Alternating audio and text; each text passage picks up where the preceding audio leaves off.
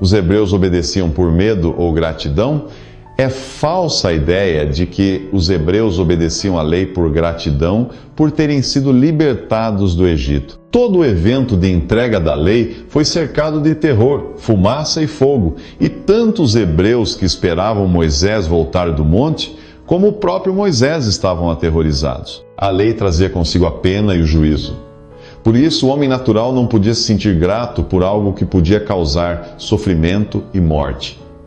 A carne detesta amarras, e a lei era essa amarra que o impedia de fazer o que quisesse. O cristão, sim, pode obedecer a Deus por gratidão, por já ter sido salvo e perdoado de todos os seus pecados. A lei é a placa de contramão numa rua estreita, e o ser humano é o motorista de um enorme caminhão incapaz de manobrar. Quando vê a placa, tudo que pode esperar é a multa. O capítulo 2 da carta de Paulo aos Gálatas diz: sabendo que o homem não é justificado pelas obras da lei, mas pela fé em Jesus Cristo, temos também crido em Jesus Cristo para sermos justificados pela fé em Cristo, e não pelas obras da lei, porquanto pelas obras da lei nenhuma carne será justificada. Pergunta: me deparei com você dizendo que o judeu obedecia à lei por medo. Mas como pode ser assim? Poderia me explicar melhor? Eu pensava que ele obedecia por gratidão, por Deus tê-lo tirado da escravidão no Egito. E também por bênçãos, também referentes à terra de Jerusalém. Mas me é estranho dizer que alguém obedece por medo. Resposta: por gratidão de terem sido libertados da escravidão do Egito, tudo o que Deus conseguiu dos hebreus foram 2 bezerros de ouro que eles adoraram enquanto Moisés estava no monte recebendo a lei. Veja o que diz Hebreus 12, versículo 18. Porque não chegaste ao monte palpável, aceso em fogo, e à escuridão, e às trevas, e à tempestade, e ao sonido da trombeta, e à voz das palavras, a qual os que a ouviram pediram que se lhes não falasse mais, porque não podiam suportar o que se lhes mandava. Se até um animal tocar o monte, será apedrejado. E tão terrível era a visão que Moisés disse: estou todo assombrado e tremendo. Mas chegastes, ele falando agora para nós cristãos, ao Monte Sião, a cidade do Deus vivo, a Jerusalém celestial e aos muitos milhares de anjos, a universal assembleia e igreja dos primogênitos que estão inscritos nos céus. E a Deus, o juiz de todos, e aos espíritos dos justos aperfeiçoados.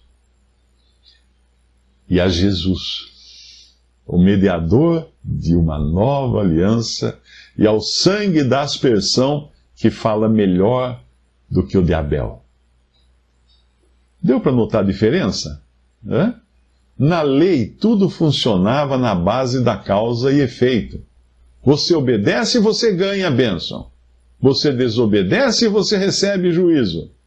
O crente, ao contrário, já é salvo por graça. O ponto de partida dele, ele é salvo por graça.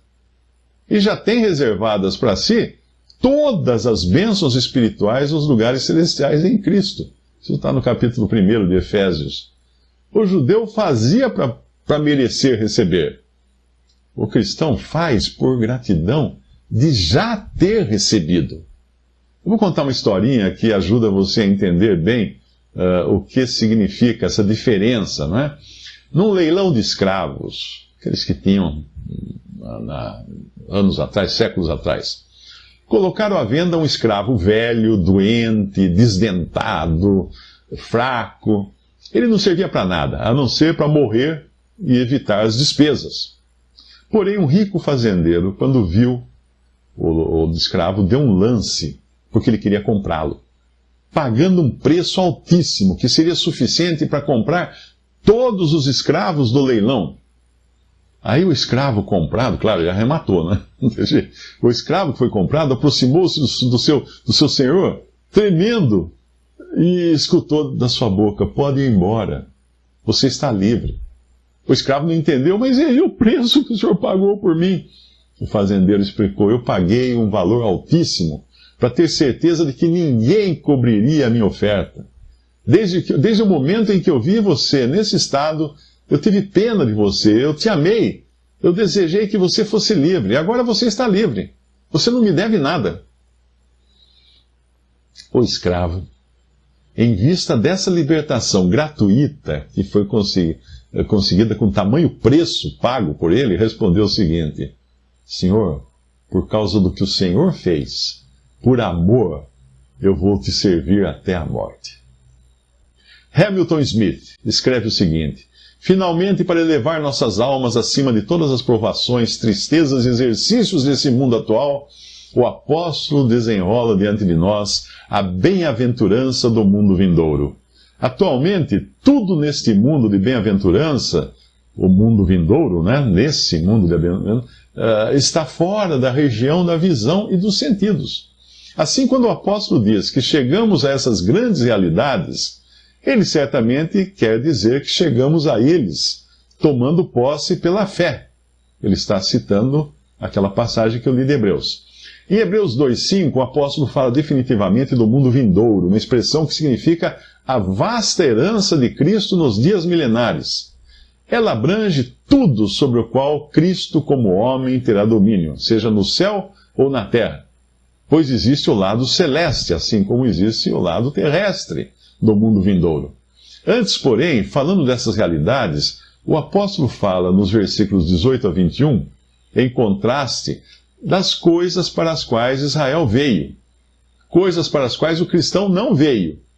No Sinai, Deus estava declarando ao povo de Israel o pacto ou aliança e estabelecendo o que ele lhes ordenou que cumprissem, inclusive os 10 mandamentos, Deuteronômio 4, de 10 a 13. Por este motivo, a presença de Deus na terra foi acompanhada de símbolos da sua majestade e do seu santo julgamento destrutivo contra a desobediência e contra o pecado. Esses símbolos, como fogo, escuridão, tempestade, provocaram terror nos corações dos homens. Tudo no Sinai estava contra nós. Além disso, tudo no primeiro monte atraía a visão e o sentido. Nós cristãos não chegamos ao monte que possa ser tocado, versículo 18, né? Que possamos apalpar. Nem as coisas que possam ser ouvidas, como o som das trombetas e a voz das palavras, versículo 19. Nem chegamos às coisas que podem ser vistas, no versículo 21. O homem natural não pode suportar a presença de Deus. Qualquer vislumbre da glória de Deus é avassaladora quando acompanhada de uma exigência do homem. Israel não pôde suportar isso. E até Moisés achou a visão terrível e disse: estou todo assombrado e tremendo. As grandes realidades a que nós chegamos no cristianismo não podem ser tocadas, ouvidas ou vistas pelo homem, ou pelos sentidos do homem natural. Elas só podem ser conhecidas pela fé.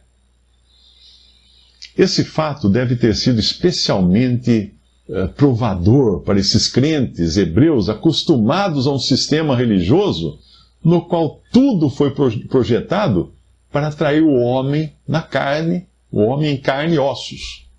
Agora eles se viram apresentados ao que era inteiramente novo e que deixava de lado todas as coisas que atraem à vista. Eles tiveram que aprender que as coisas do judaísmo eram apenas sombras e as coisas invisíveis do cristianismo são a substância dessas sombras. Tudo à vista foi embora. Tudo que era para a vista foi embora. E eles, conosco mesmos, são levados a um maravilhoso círculo de bênçãos que somente a fé pode aprender. Visite Respondi.com.br. Visite também 3minutos.net.